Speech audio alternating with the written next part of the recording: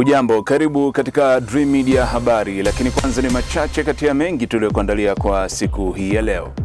Rais wa Zanzibar Daktari Hussein Ali Mwinyi ametangaza kuwa atalivunja rasmi Baraza la Wawakilishi ifikapo Agosti 13 mwaka huu, hatua inayolenga kuwezesha mchakato mpya wa uchaguzi mkuu wa Oktoba.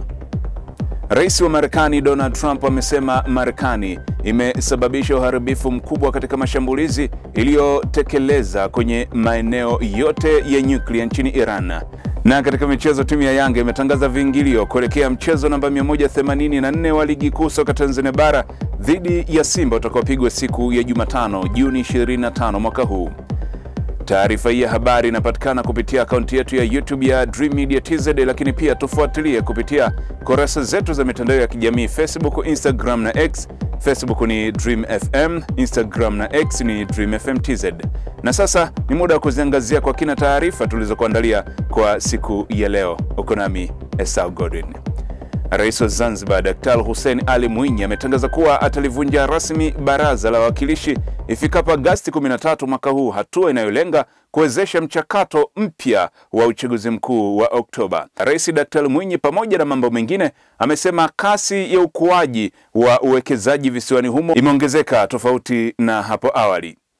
Rais Daktari Mwinyi amesema hadi kufikia Juni mwaka huu zaidi ya miradi 485 yenye thamani ya zaidi ya dola za Kimarekani bilioni 6.2 imesajiliwa na mamlaka ya vitega uchumi Zanzibar, inayotarajiwa kuzalisha ajira zaidi ya 25,470. Miradi hiyo inahusisha uwekezaji katika sekta ya hoteli zenye jumla ya miradi 187, sekta ya majengo 112, sekta ya viwanda miradi 48, sekta ya kilimo miradi 27, sekta ya michezo miradi 28 na sekta nyingine miradi 83. Zaidi, huyu hapa Rais wa Zanzibar Daktari Hussein Ali Mwinyi. Mheshimiwa Spika, mafanikio makubwa yamepatikana katika jitihada zetu za kuvutia wawekezaji. Kasi ya uwekezaji nchini imeongezeka ambapo hadi kufikia mwezi Juni 2025 jumla ya miradi 485 yenye thamani ya dola za Kimarekani bilioni 6.2 imesajiliwa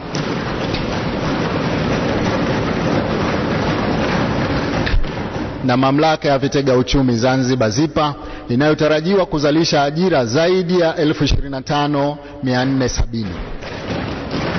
Miradi hiyo inahusisha uwekezaji katika sekta ya hoteli zenye jumla ya miradi 187, biashara ya majengo miradi 112, viwanda miradi 48, kilimo miradi 27, michezo miradi 28 na sekta nyinginezo miradi 83. Kwa lengo la kuimarisha uwekezaji katika sekta ya utalii, serikali imeruhusu uwekezaji katika visiwa vidogo vidogo. Hadi sasa ZIPA imesajili miradi ya uwekezaji katika visiwa 17 ambapo jumla. Na mtazamaji, huyo ni Rais wa Zanzibar Daktari Hussein Ali Mwinyi. Mkurugenzi wa idara ya elimu kwa mlipa kodi na mawasiliano wa mamlaka ya mapato Tanzania TRA nchini Richard Kayombo amepigilia msumari kauli ya mamlaka hiyo ya kutofunga biashara ya mtu kwa sababu yoyote ile, kama ambavyo baadhi ya wafanyabiashara wamekuwa wakidai. Akizungumza na Dream Media habari, Kayombo amesema TRA haifungi biashara ya mtu yoyote, badala yake wamekuwa wakiwahamasisha wafanyabiashara hao kulipa kodi kwa wakati na hiari, huku akiwataka kwa makini na matapeli. Taarifa ya Ana Msumeno inafafanua zaidi. Katika kusisitiza hilo, Kayombo amewataka wafanyabiashara wanapokumbana na changamoto yoyote inayohusu ulipaji kodi kufika kwenye ofisi za mamlaka hiyo zilizo karibu kupata taarifa zaidi za namna nzuri ya ulipaji kodi isiyo na madhara kwa biashara zao, lakini pia kwa mamlaka hiyo. Aidha, Kayombo amesisitiza wafanyabiashara mkoa wa Mbeya na Tanzania kwa ujumla kuhakikisha wanalipa kodi kwa wakati na kwa hiari ili kuiwezesha serikali kutekeleza majukumu yake ya kuwaletea maendeleo wananchi ipasavyo. Lakini pia ni wahakikishia wafanyabiashara wa mkoa wa Mbeya kwamba hatufungi biashara ya mtu yoyote. Hiyo ni historia. Najenga mahusiano mema ili watu waweze kulipa kodi kwa hiari na kwa wakati. Vizuri tu, kama mtu ana tatizo basi afike kwa meneja wetu ofisini, amuone, azungumze naye kama tatizo la kweli na changamoto ya ukweli, basi inazungumzika. Atampa utaratibu wa kulipa kodi zake bila vikwazo vyovyote, lakini asikae pembeni akalalamika na kanungunika akaona kamba hawezi kulipa kodi kwa sababu moja au nyingine. Lakini pia ni watahadharishe kulipa kodi katika kipindi hiki kwamba kuna matapeli wajitokeza wanatumia jina letu. Kwa upande wake, meneja wa mamlaka ya mapato Tanzania TRA mkoa wa Mbeya Musibu Shabani amewataka wafanyabiashara kutoa risiti pindi wanapouza pamoja na wanunuzi kudai risiti, huku akisisitiza matumizi ya mashine za EFD. Mamlaka ya mapato Tanzania TRA inaendelea na elimu ya mlango kwa mlango kwa mlipa kodi ili wafanyabiashara wawe na uelewa wa kutosha juu ya masuala ya kodi. Ana Msumeno, Dream Media Habari. Na mtazamaji, huyo ni Ana Msumeno. Historia imeandikwa mkoani Songwe baada ya serikali kutia saini ya mkataba wa ujenzi wa barabara ya Mloka Msamba yenye urefu wa kilomita 130 inayokwenda kutatua kero ya muda mrefu ya wananchi wa maeneo hayo na mkoa wa Songwe kwa ujumla. Viongozi mbalimbali wakiwemo naibu waziri wa ujenzi Mhandisi Godfrey Kasekenya, mtendaji mkuu wa TANROADS Mhandisi Mohamed Besta, pamoja na kamati ya usalama ya mkoa na wilaya na viongozi wa chama. Zaidi huyo hapa Rachel Mgala. Akizungumza katika hafla hiyo, mkuu wa mkoa wa Songwe Daniel Chongolo amemshukuru Rais wa Jamhuri ya Muungano wa Tanzania Dr. Samia Suluhu Hassan kwa kuendelea kutekeleza miradi mbalimbali ya maendeleo katika mkoa huo, huku akisisitiza umuhimu wa barabara hiyo ambayo inakwenda kuunganisha mikoa ya Rukwa, Songwe na Katavi. Mheshimiwa rasmi, kwa niaba ya serikali ya wilaya ya Mbozi, tunakaribisha sana kwa wilaya ya Mbozi. Sisi kama wananchi wa wilaya ya Mbozi tunayo furaha kubwa sana siku ya leo kwa ujio wako wewe hapa. Lakini kwa maelekezo Mheshimiwa mkuu wa wilaya ya Mbozi mkoani humo Hamadi Nyembea amesema serikali imetoa fedha nyingi kwa ajili ya utekelezaji wa shughuli mbalimbali za maendeleo, akisema licha ya barabara hiyo muhimu kujengwa, lakini fedha zaidi ya shilingi milioni 700 zimetolewa kwa ajili ya kujengwa kwa barabara za mitaa mbalimbali kwenye wilaya hiyo. Kwa upande wake, mbunge wa jimbo la Mbozi mkoani Songwe George Mwinisongole amesema barabara hiyo imekuwa kilio cha muda mrefu, lakini sasa inakwenda kujengwa, akisisitiza kuwa sasa uchumi unakwenda kuimarika. Hafla hiyo imehudhuriwa na viongozi mbalimbali wakiwemo naibu waziri wa ujenzi Mhandisi Godfrey Kasekenya, mtendaji mkuu wa TANROADS Mhandisi Mohamed Besta, pamoja na viongozi wa chama na serikali wa mkoa na wilaya na mbunge wa jimbo la Mbozi. Rachel Mgala, Dream Media Habari. Naam, huyo ni Rachel Mgala. Mtazamaji wa Dream Media, na kukumbusha kuendelea kufuatilia kurasa zetu za mitandao ya kijamii za Facebook, Instagram na X. Facebook ni Dream FM, Instagram na X ni Dream FM TZ. Na sasa tuziangazie taarifa za mataifa mbalimbali kama zinavyoletwa kwako na Brown Tinda. Rais wa Marekani Donald Trump ameandika ujumbe kwenye jukwaa la mawasiliano la Truth Social akisema Marekani ilisababisha uharibifu mkubwa katika mashambulizi iliyotekeleza kwenye maeneo yote ya nyuklia nchini Irani. Akirejelea picha ya satellite ambayo hakuishirikisha katika ujumbe wake, Trump amesema muundo mweupe ulionyeshwa upo chini ya mwamba na umelindwa dhidi ya moto, wakati uharibifu mkubwa ulifanyika chini ya ardhi kabisa.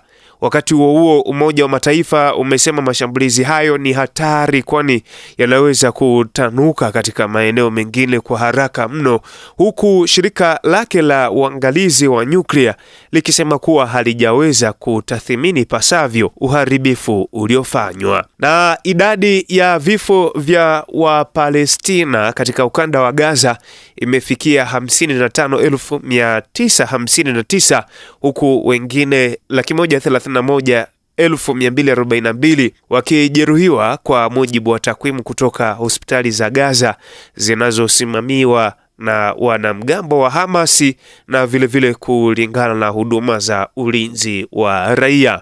Katika saa 24 zilizopita, mashambulizi ya Israeli yamewaua Palestina 51 na kujeruhi wengine 104 ambapo tangu mzozo huo uanze Oktoba 7 mwaka wa 2023, Wizara ya Afya ya mamlaka ya Wapalestina inayosimamia na Hamas ya kadiria kuwa watu 59,959 hadi sasa wameuawa, huku wengine 131,242 wakijeruhiwa. Na mtazamaji, huyo ni Brown Tinda katika habari za mataifa mbalimbali. Na katika michezo, timu ya Yanga imetangaza viingilio kuelekea mchezo namba 184 wa ligi kuu soka Tanzania bara dhidi ya Simba utakaopigwa siku ya Jumatano Juni 25. Huyu hapa Ramadhan Kasim akikuletea mkusanyiko wa habari za michezo. Katika michezo, klabu ya Young Africans imeweka wazi viingilio kuelekea mchezo namba 184 wa ligi kuu soka Tanzania bara dhidi ya klabu ya Simba, mchezo ambao unataraji kuchezwa siku ya Jumatano Juni 25 katika dimba la Benjamin Mkapa jijini Dar es Salaam. Ikumbukwe kuwa mchezo huo ni wa kiporo wa ligi kuu soka Tanzania bara, mchezo ambao ulipangwa kuchezwa Machi 8 mwaka huu katika dimba hilo la Benjamin Mkapa, na mchezo ukaahirishwa na hivyo sasa utapigwa Juni 25 mwaka huu. Viingilio hivyo ni mzunguko shilingi 5,000, wakati Orange ni shilingi 10,000, VIPC ni shilingi 20,000, huku VIPB ni shilingi 30,000. Viingilio vya jukwaa la VIPA ni shilingi 50,000, ambapo taarifa ni kwamba tiketi za jukwaa hilo zote zimekwisha uzwa. Katika habari za kimataifa, kubwa zaidi ni kuendelea kwa kombe la dunia kule nchini Marekani, ambapo usiku wa kuamkia leo mchezo wa kundi G, Manchester City amebuka na ushindi wa goli 6-0 dhidi ya Al Ain. Mchezo mwingine uliopigwa usiku wa kuamkia leo ni wa kundi H, ambapo Salzburg wao walikuwa nakipiga dhidi ya Al Hilal, na mchezo huo umetamatika kwa timu hizo kutoshana nguvu ya bila kufungana. Michezo mingine ya kombe la dunia kundi B hii leo saa 4 usiku tutashuhudia Atletico Madrid akikipiga dhidi ya Botafogo, wakati Seattle Sounders wao watakipiga dhidi ya Paris Saint-Germain ama PSG. Hizo ndizo habari za michezo, na hii ni Dream Media.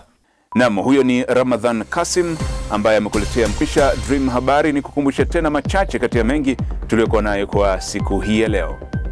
Rais wa Zanzibar Daktari Hussein Ali Mwinyi ametangaza kuwa atalivunja rasmi Baraza la Wawakilishi ifikapo Agosti 13 mwaka huu, hatua inayolenga kuwezesha mchakato mpya wa uchaguzi mkuu wa Oktoba.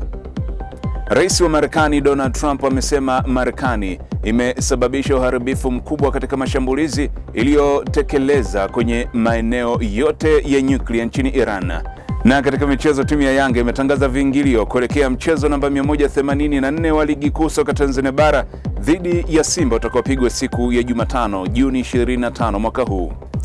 Na huo ndio mwisho wa Dream Media habari. Endelea kutufuatilia kupitia kurasa zetu za mitandao ya kijamii za Facebook, Instagram na X. Facebook ni Dream FM, Instagram na X ni Dream FM TZ, lakini pia kupitia akaunti yetu ya YouTube ya Dream Media TZ. Kwa heri.